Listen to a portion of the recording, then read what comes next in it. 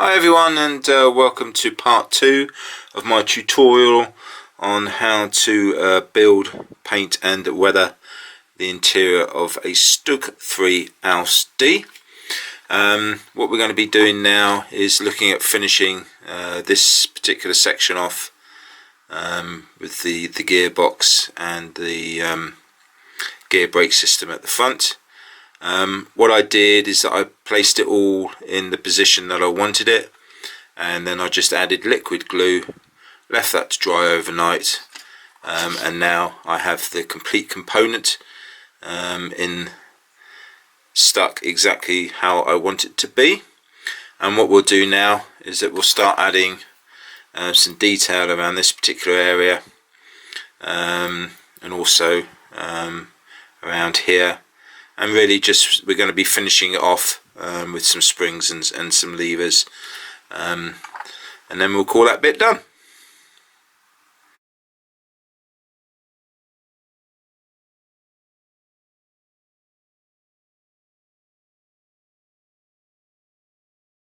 Before I show you the final bits of detailing on the gearbox and gear brake systems, I just want to address the subject of springs.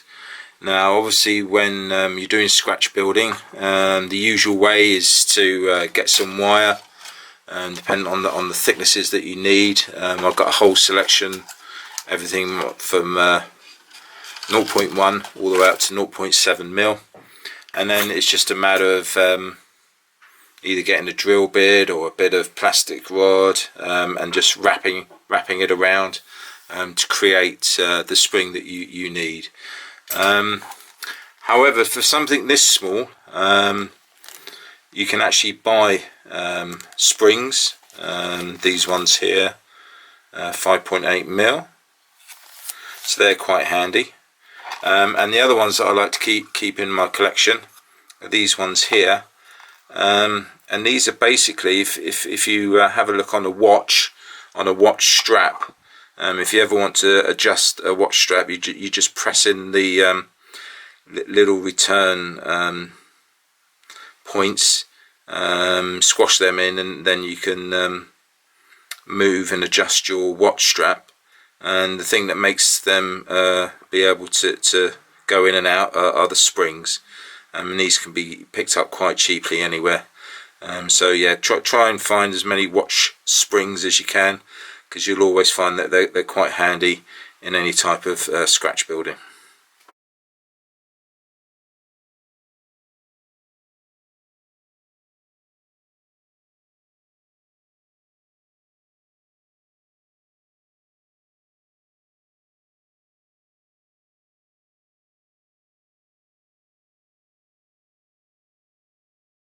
So there we have it, the whole central unit is now complete with all of its detailing. As you can see, we have some springs down here. Just focusing, there we go. And if we come round to the front, you'll see I've added some pipe work, some oil lines, and again the spring on the other side as well. So I'm very happy that's all complete now, and now what we'll do is move on to doing the detailing on the inside of the Stug. So first off, what I've done is added the supports for the gear brake system to be screwed into, and here we're now going to start making the pedals, and also create the foot plate around this area, and also to put the driver's chair in as well.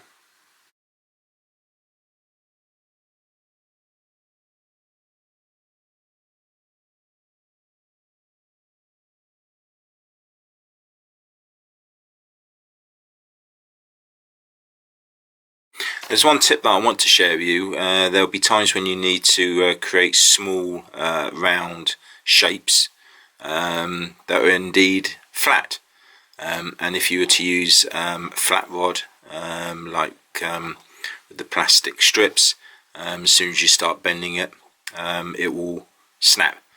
So what you need to do is just get yourself a piece of wire, depending on which size you want to do.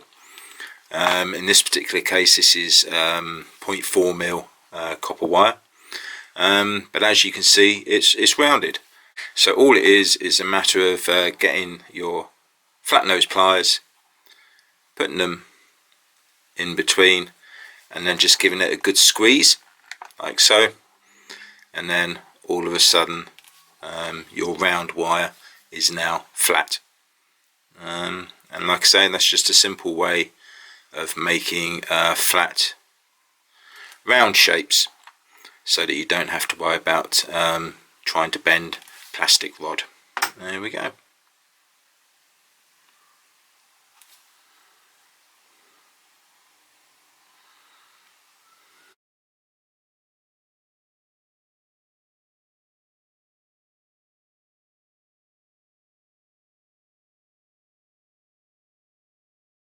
So the steering levers are now complete. As I'm sure you expect, they're quite fragile, so once painted up I'll be able to readjust them so they're all nice and square before attached to the hull. Again, as you saw from the stills, it's just a matter of building up shapes to create the final look. The wire for the handles or sticks, whatever you want to call them, was 7mm wire.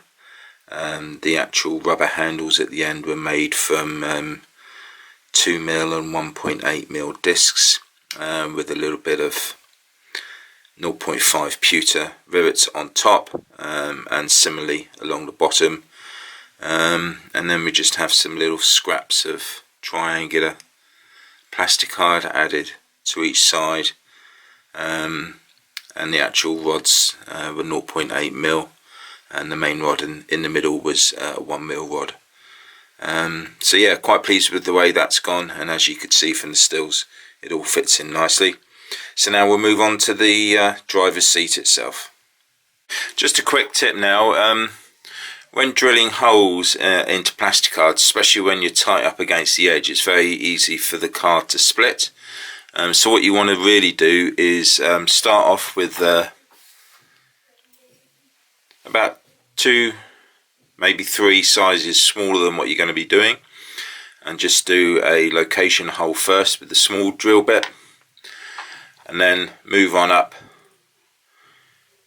with the slightly larger, and then the actual hole that you want you can do with the final one, and that way that will avoid splitting the plastic and you'll get a nice clean hole.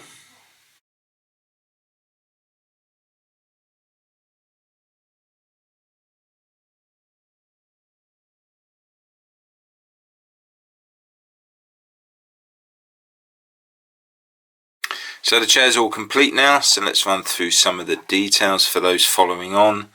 The frame is made out of 0.7mm wire. The little springs on the back of the seat are made out of 0.2mm wire, and the same with the piping around the seats. The actual frame itself is made from 1.5mm square rod. The seats themselves, they were just squares cut from 0.5mm plastic card, and then stuck together, giving a depth of obviously 1mm, and then they were just sanded into shape, and using a drill bit, some indentations etc. were made out, which will obviously come to fruition when it's painted. And the rear ratchets, that's just purely some 0.5 discs. So yeah, very straightforward, just again basic shapes to make an effective chair.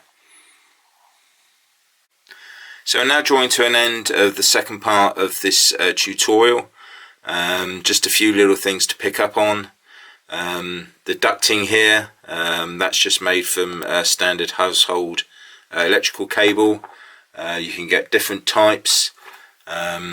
very bendable and rigid, which will stay into place. This particular one just has a single cable going through, but the ones used on the model here have several wires in them, and they bend a lot easier.